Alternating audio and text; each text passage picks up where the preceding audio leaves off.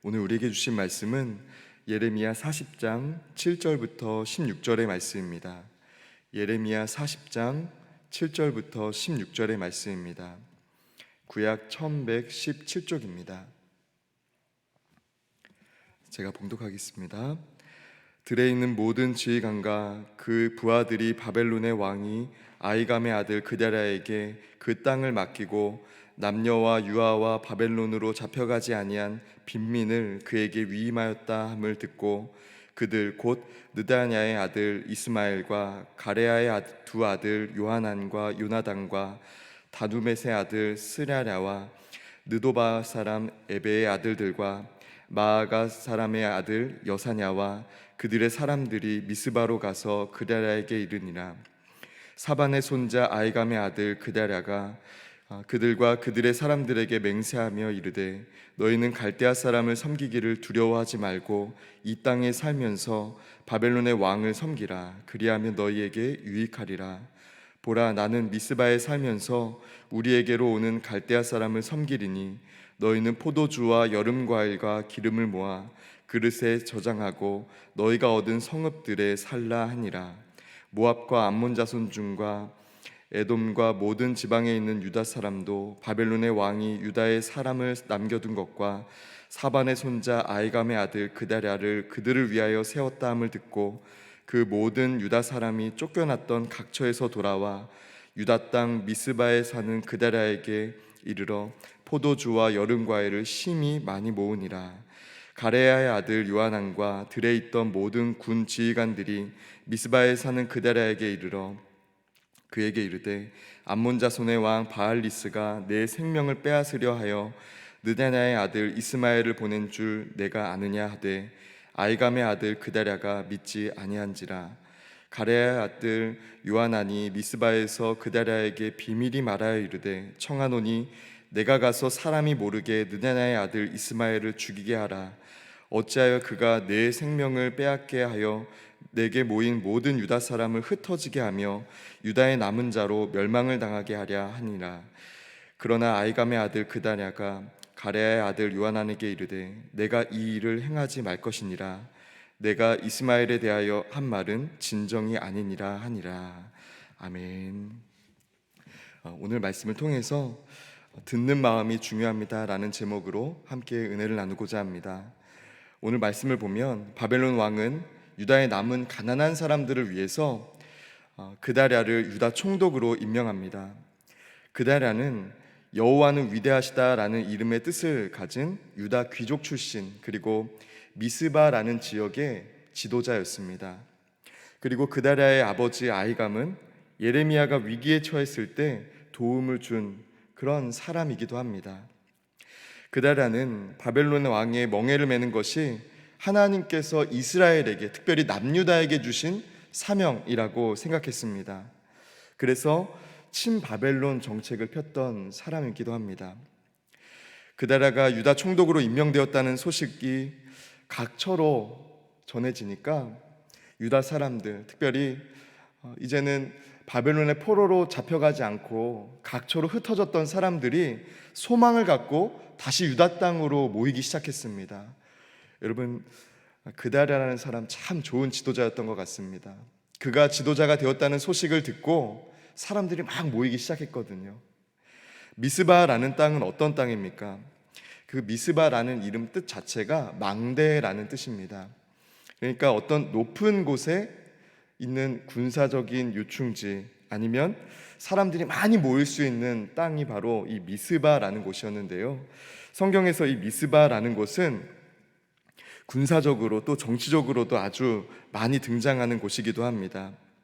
기브아에서 살해된 레위인의 첩 때문에 이스라엘 사람들이 모인 곳이고, 또 사무엘 시대에는 블레셋과의 전쟁을 앞두고 사무엘이 이곳에서 금식 기도를 합니다. 사무엘상 7장 5절은 이렇게 말합니다. 사무엘이 가로되 온 이스라엘은 미스바로 모이라. 내가 너희를 위하여 여호와께 기도하리라. 또 미스바는 사무엘이 사울을 왕으로 추대했던 곳이기도 했습니다. 그러니까 이스라엘 사람들, 유다 사람들을 포함해서 이스라엘 사람들에게 이 미스바는요, 하나님의 말씀을 들었던 곳이기도 하고 하나님의 뜻이 이루어진 곳이기도 했던 장소였습니다. 그러니까 그다랴가 유다 총독이 되었다는 이야기를 듣고 사람들이 미스바로 모였다는 것은요, 소망을 품고 다시금 하나님이 우리 가운데 역사하시는구나, 하나님께서 우리 민족을 다시금 일으키시는구나 라는 그런 희망을 품고 모였다는 것을 말합니다. 여러분, 12절의 말씀을 보니까 이렇게 증거합니다. 그 모든 유다 사람이 쫓겨났던 각처에서 돌아와 유다 땅 미스바에 사는 그랴라에게 이르러 포도주와 여름 과일을 심히 많이 모으니라. 아멘. 그랴라는 유다 사람들에게 이렇게 말했습니다. 포도주와 여름 과일을 가지고 모이라고 말했는데요, 얼마나 많은 사람들이 모였든지 12절은 이렇게 증거하는 거예요. 심히 많이 모았다라고 우리에게 증거하고 있습니다. 그만큼 그랴라가 유다 총독이 된 것은 사람들에게 소망이 되었습니다. 그랴라는 참 좋은 지도자였습니다. 또 좋은 사람이기도 했습니다. 그런데 안타깝게도 이 그랴라 총독은 좋은 지도자였지만 듣지 않는 사람이었습니다. 그랴라가 유다 총독으로 임명될 당시에 암몬의 왕이었던 바알리스는 바벨론의 적대적이었습니다. 그래서 암몬의 피난에 있던 그 유다 출신, 특별히 유다 왕족 출신이었던 이스마엘을 이용해서 이 그랴라를 제거하려고 했습니다. 그랴라를 제거하면 다시금 그 유다 세력들을 빼앗을 수 있으니까 이 바알리스는 이스마엘을 이용해서 그랴라를 제거하려고 했습니다. 여러분 보세요. 좋은 사람 곁에는요, 좋은 동역자가 있습니다. 또 좋은 조언을 해주는 사람이 있습니다. 오늘 말씀에 나오는 요하난이 바로 그렇습니다. 이것을 눈치챈 요하난이 이스마엘을 죽이려는 계획을 세워가지고 그랴라에게 전합니다. 그런데 이 그랴라는 그 계획을 듣지 않는 거예요. 이스마엘이 그럴 리가 없다면서 요하난을 만류합니다. 결국 어떻게 됩니까? 그랴라는 이스마엘의 손으로 죽게 되는데 유다 총독으로 임명된 지 딱 2개월 만에 죽게 됐다는 것이죠. 프랭크 타이거라는 분은 이런 말을 했습니다. 경청하라.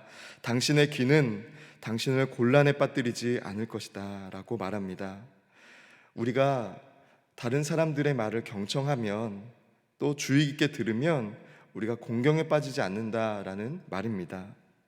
성도, 특별히 하나님의 말씀대로 공동체를 살리고자 하는 좋은 지도자에게는 듣는 마음이 필요합니다. 한 가정을 이끌어가는 가장에게, 또 한 일터를 이끌어가는 분들에게 듣는 마음이 필요하다는 것이죠. 특별히 하나님의 말씀을 듣고 하나님께서 함께하게 하신 그 동역자들의 말을 경청하는 것이 중요합니다.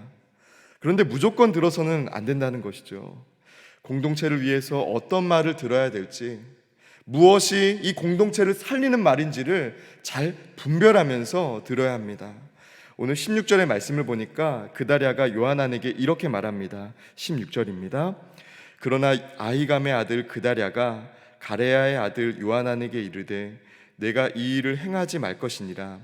내가 이스마엘에 대하여 한 말은 진정이 아니니라 하니라. 아멘. 여기서 이 진정이 아니다라는 말은 히브리어로 쉐케르라고 합니다. 이것은 속이다, 속임수, 아니면 근거 없는 속임이라는 뜻을 가진 말입니다. 그랴라는 요하난의 말을 그 고발하는 동기부터 의심했기 때문에 듣지 않은 거예요.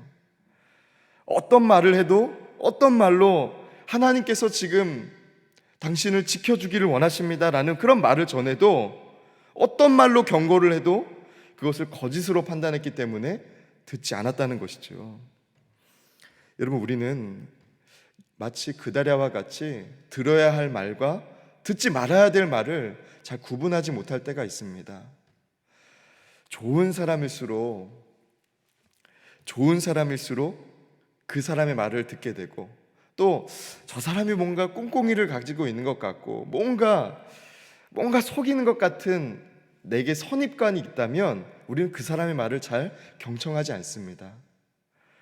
여러분, 어떤 사람의 말을 들어야 될지, 또 이 상황에서 어떤 판단을 해야 될지 조언이 필요한 때가 있으시다면 하나님께 꼭 기도하시길 바랍니다.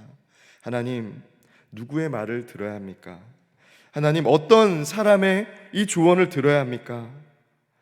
하나님, 수많은 말이 있지만 어떤 말이 이 가정을 살리고 이 공동체를 살리는 말이 됩니까? 라고 우리 하나님께 분별력을 구하며 우리는 듣는 마음을 가져야 된다는 것이죠.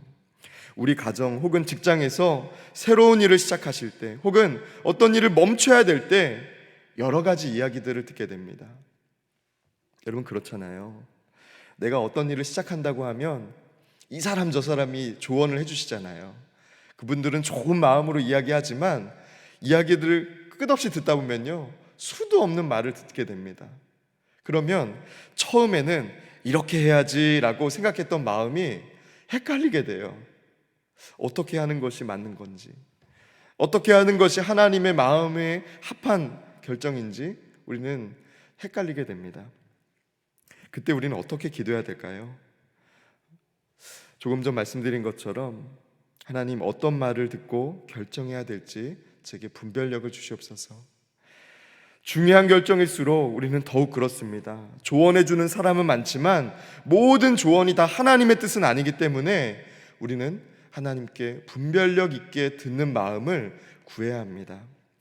그다라에게 분별력 있는 듣는 마음이 있었다면 이 좋은 지도자, 사람들이 스스로 따르는, 많은 사람들이 기대하며 미스바에 모이게 했던 그다랴는 이렇게 쉽게 무너지지 않았을 것입니다.